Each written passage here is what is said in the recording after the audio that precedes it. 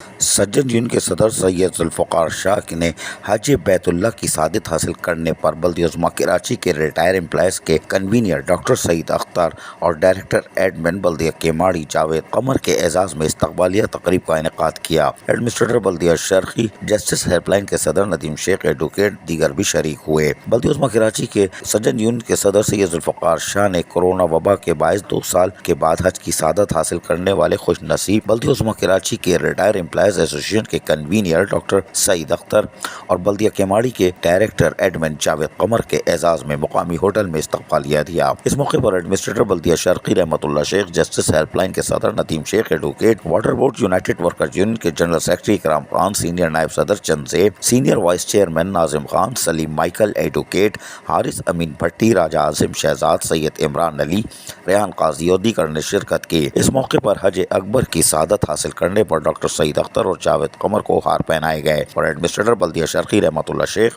اور justice help line کے صدر ندیم شیخ، ایڈوکیٹ نے سید ذوالفقار شاہ کی جانب سے نورانی محفل کے انعقاد پر ان کو مبارکباد پیش کی۔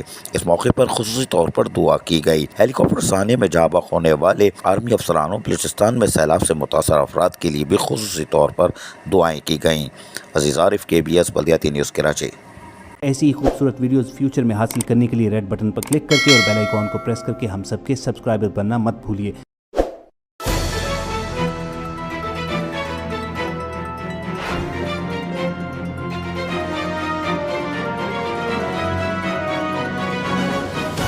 KBS بلدیاتی نیوز۔